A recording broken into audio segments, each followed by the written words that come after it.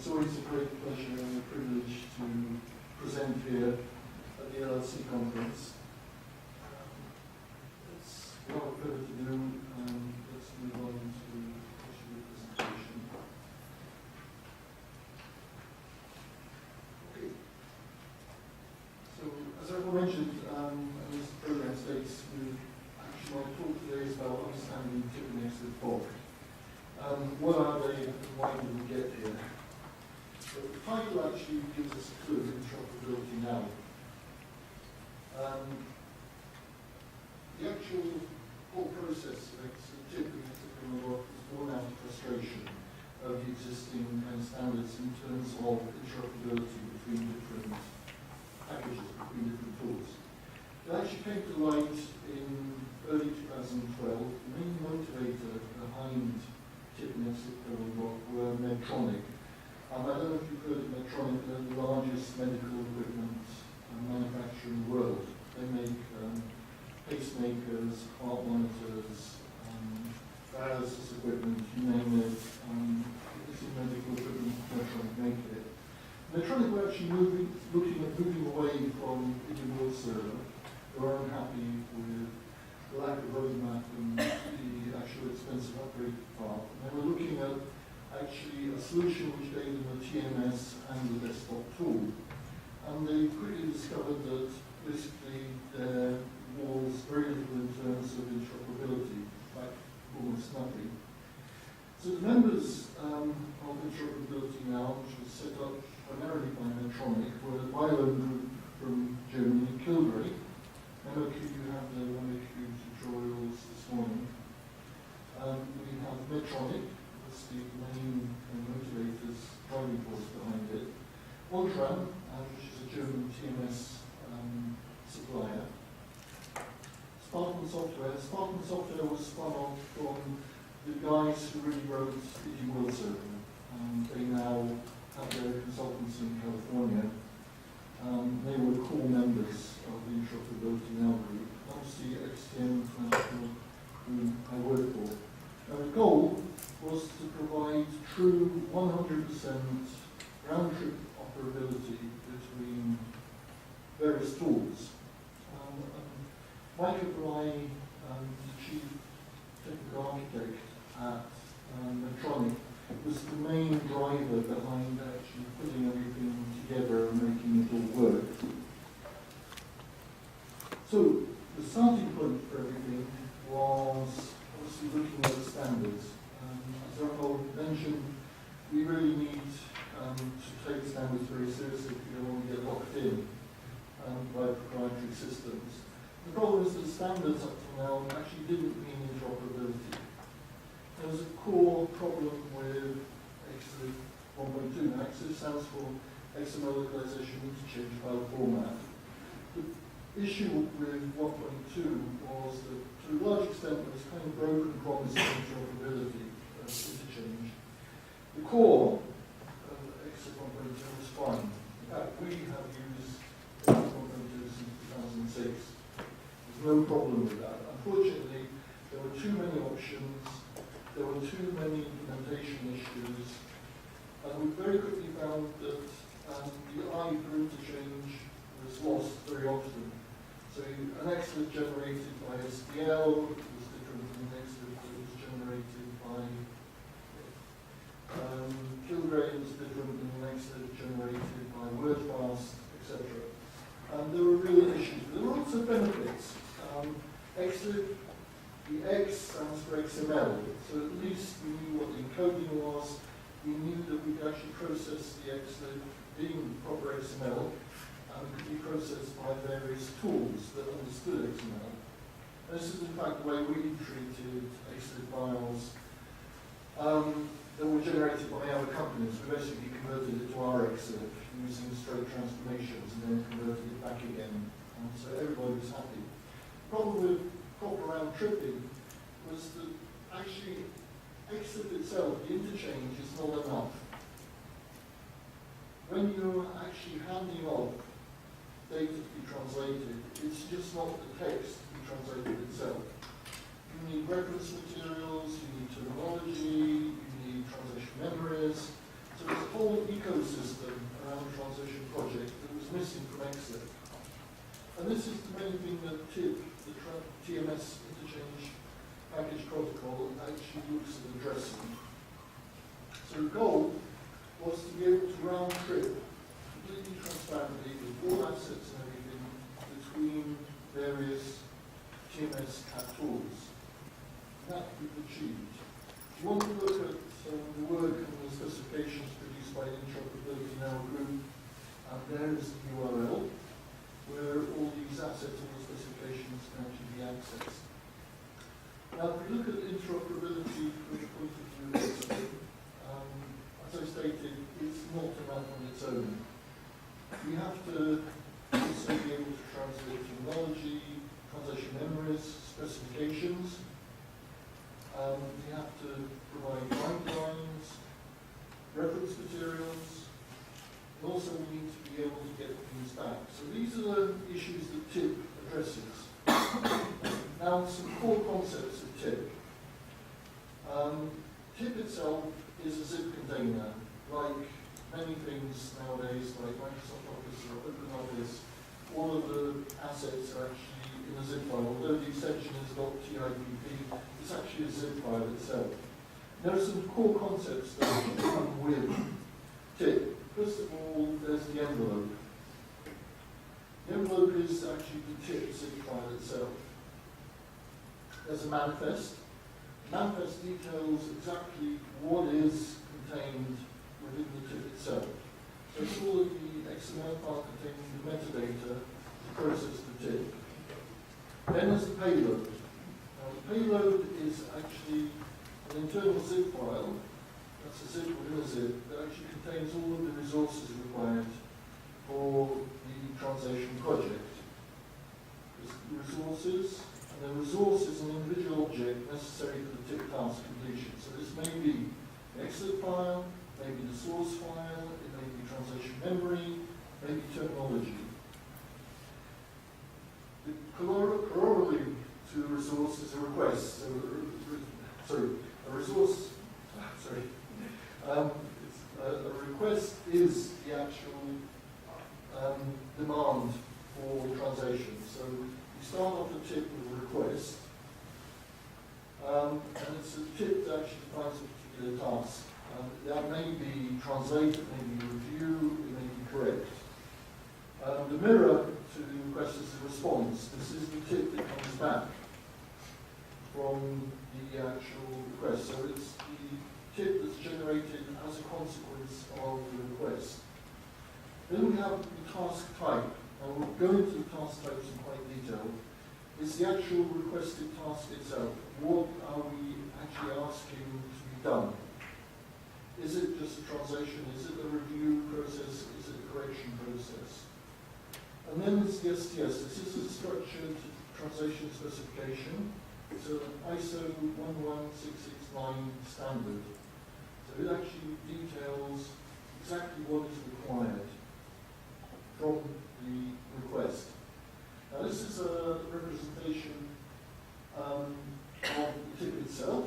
We have the file.tipp, manifest.xml, the resources.zip, and the resources.zip contains various resources. Now if we look at those resources in detail, in a standard request we may have an STS, an XLIFF doc, and I'll explain what XLIFF doc is in quite a bit of detail later on. TX, reference material, TX, term-based exchange, reference materials, background, XSLT transformation to enable the recipient tool to actually compose a copy of the translated file, and metrics, word counts, etc., in standard GMXV format. Now I mentioned the various task types. Now, TIPP itself mandates the following core task types, and I'll go into the reasons why we have these. We start off with the most demanding, which is translate strict bytext. Now, translate strict bytext demands that an XLIFF doc file is the main object that's worked on.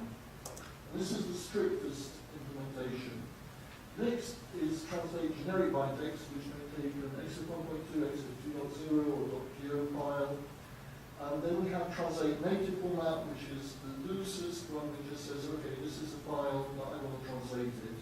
No exif, nothing, just a source file in electronic forms. Then also, lastly, we have prepare specifications, which just actually sends out a original file for the recipient to actually come back with how much, what the word counts are, whether they can translate it or not, etc. So that's just the preparation stage. So these are the various task types. We can add to those task types, they're extensible, and we'll look at the task types and the requirements in quite a bit of detail next. So, TIPP, request and response. So that's the key concept to bear in mind. There's always a request and there's a commensurate response. The request can be in terms of strict bytext, metadata, manifest, the exit code log, additional resources that we have actually integrated here, like style guides, reference materials, etc. The mirror image to that corollary is the response. The response actually has to have the original metadata, response, including success indicator, and the translated file. This is a strict bytext file, and it has to actually contain the translated file. Now, why do we have these different task types? Well, a good example of this is the following scenario. We have a content management system. The owner of the content management system requires files to be translated. Now, he is not interested in anything but sending out files. So we would actually, in this instance, actually use the loosest form of the tasks. So if we go back up and look at the task types, we would use actually translate native format. So from the CMS, translate native format would go out to the localization service provider. Localization service provider knows how to convert this into an XLIFF file. So they would actually convert it and they would send out translate strict bytext to another tool. That tool may actually send it to a workbench. That would be a strict bytext format. When it comes back to TMS1 to send back to the customer, they would then actually merge the extracted strict bytext file into its native format, and the CMS customer would actually get the native format file again. So this is the reasoning behind having the various options for translation. If we look at the manifest itself, the manifest starts off with a unique universal identifier. So it's only a 64-bit value that's unique to this TIPP. So we can actually unequivocally identify each request. Then there's creator details, name, the ID URI, which is the universal resource indicator, which specifies the actual task itself and the date. There's room for a digital signature and additional information. So the manifest actually has all of the metadata required for the operation. If we look at the contents of a request and a response, if we start off with strict bytext requires hexacolon log. It has to be in the requested TIPP, it has to be in the response to it. The others currently are all optional. The STS preview, TN metrics, reference, they're all optional currently.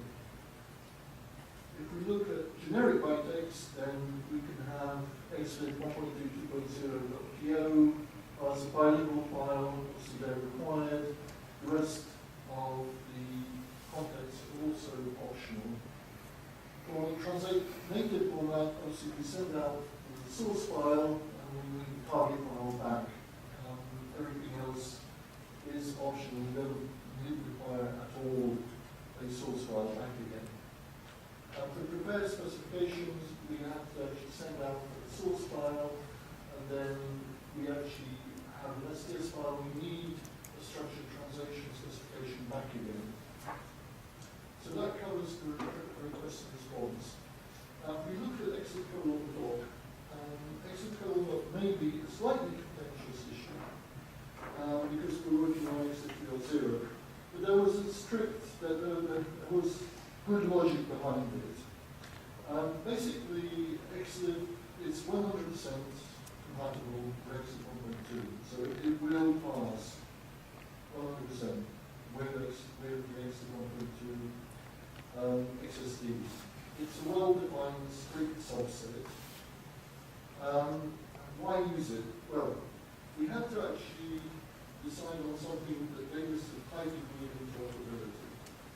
And as luck would have it, both Kilgrave, ourselves, and Electronic used a very similar subset of exit colon doc. So because we had to actually produce something before exit 2.0 was available, we had to actually work on what we had.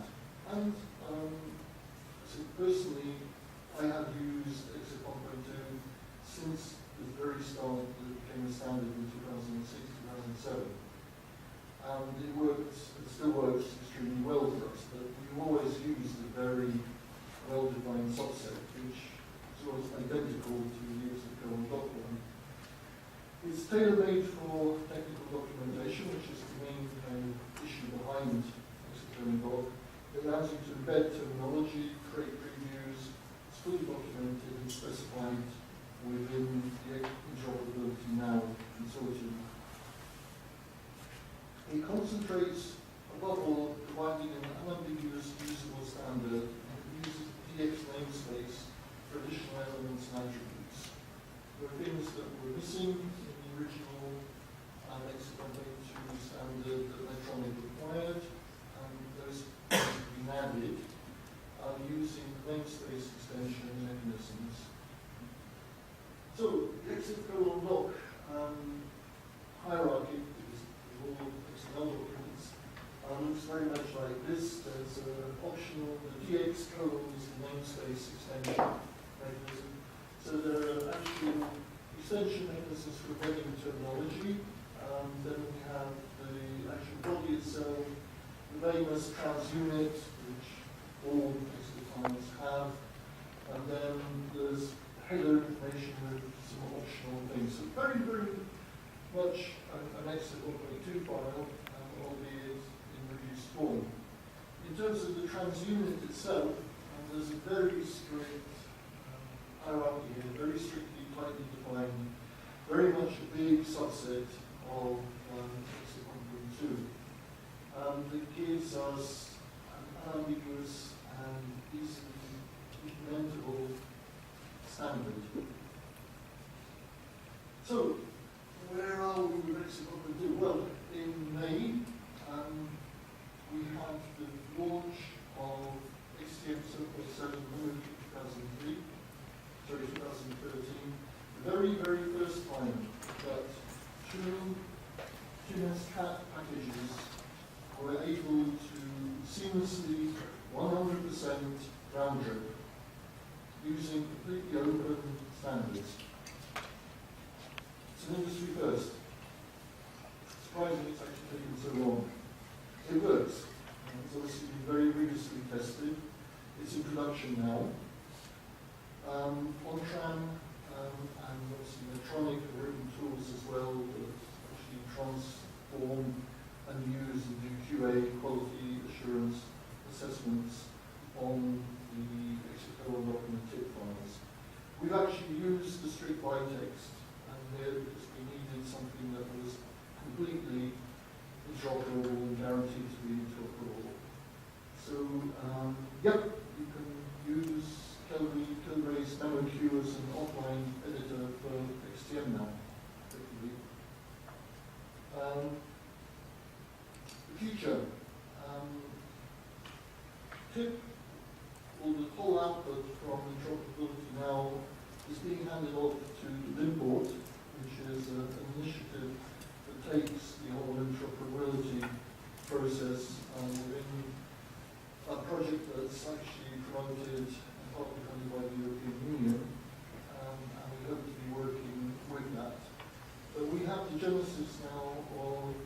final goal of open standards in terms of being able to interchange with different tools. We have two suppliers whose products can actually work together seamlessly, without any need for additional filters, without any need for additional engineering work. That's it. Thank you very much.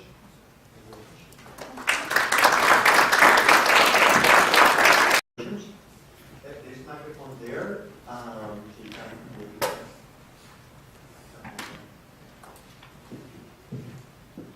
by the way, would you say your name and which company you are coming from? My name is Phil Ritchie, and I'm CTO with this tech. Is the DX namespace, is that just something, is it a registered namespace or just something that you use as? No, we've registered the namespace. It has the URI is well defined. Just go back up. Yes, sorry, I didn't put the definition, but it's actually registered. It was a lot of the XLIFF stuff was done by Spartan Software, and so they did a very thorough job on all of the specification, all of the namespace stuff. But interestingly, a lot of the DX namespace extension, which is really, really practical, and I hope the XLIFF 2.0 standard will address also the DX namespace type issues, because these are things we found that were missing for a truly interoperable system in XLIFF 1.2. And these are things that actually look at the actual context target after, context target before, source context before, source context after, QA hits, I think DX attributes on the old trans. There's some additional DX notes.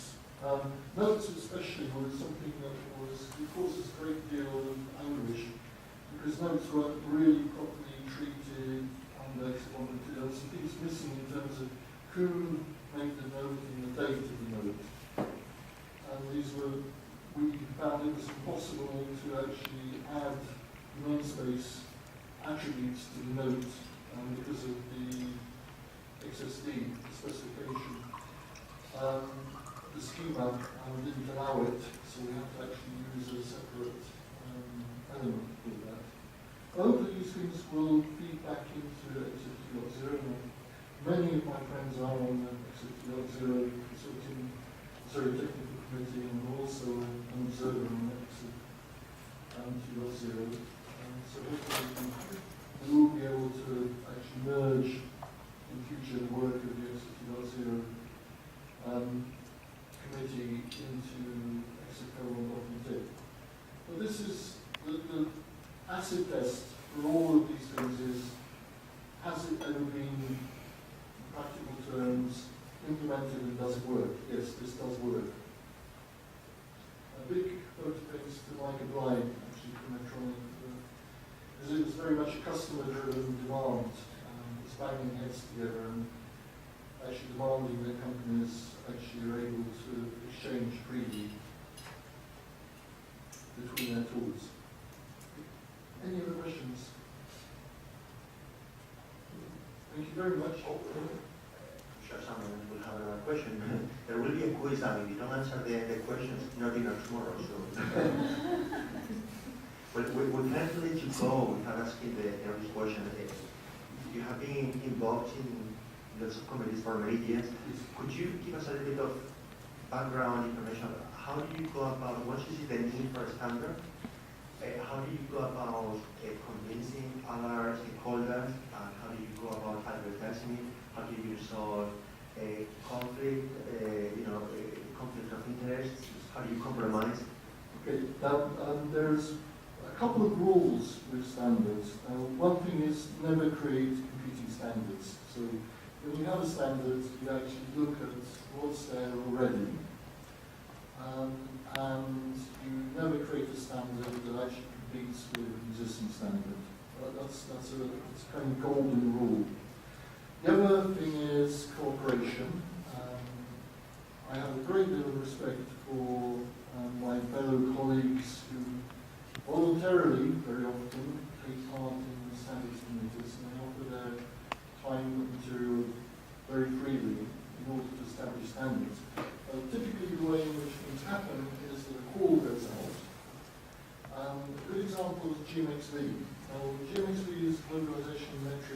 change, which is word counts.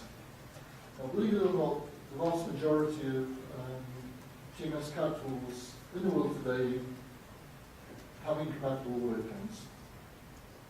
And you ask them, okay, how do you count words? And well, yes, we count them. But they don't never specify exactly how. And the differences can be quite amazing. It can be like 20% difference in, say, word and character counts between different tools. SDL had the brilliant situation where they were running SDLX and Travels, two packages that produce mutually exclusive and incompatible word counts. Yeah, this is madness. So with GMXV in Lisa Oscar, it's actually a customer, a couple of LSPs said, we need standard word counts.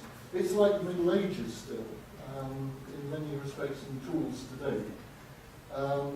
Every single package has its own way of counting words. So within Lisa Oscar, we formed a committee and we published a standard, and that standard has been now updated to include Chinese, Japanese, and Korean, and various other things within XLIFF. So standards are developed and they continue. The thing is to actually broadcast and ask for participation. That's the way we do it. So on various forums, we will actually publish, we'll get interested parties together, and it's a great deal of say joy and satisfaction in working in these committees. Many very highly qualified people, many very noble people who actually take part. Lisa Burrell from XLIFF, you see, he has contributed so much to these standards. It's great fun.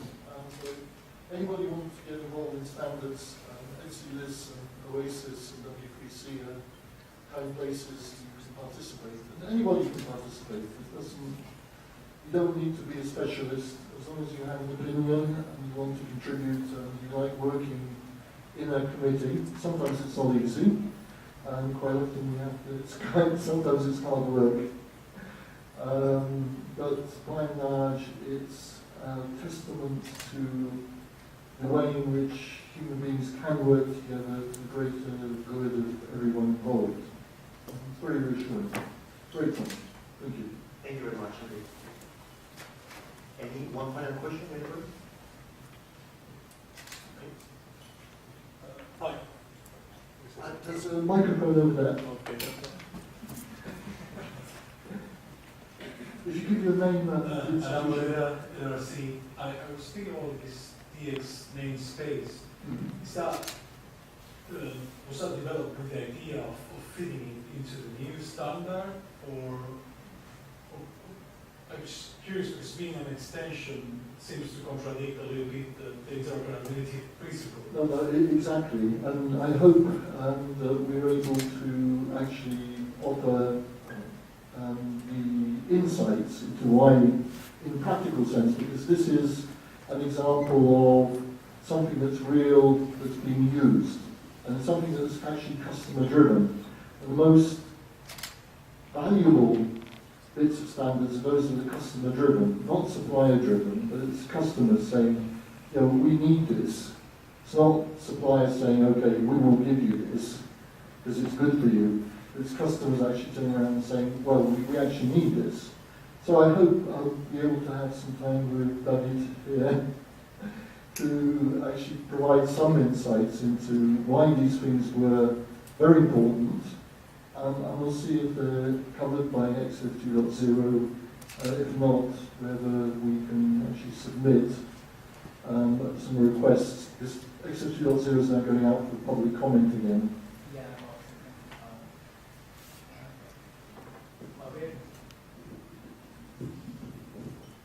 Like really flowing into the other presentation here, like the second public review for the XLIFF 2.0 was published just last week, and well, you see that the new architecture is modular, so it's open for submissions of modules.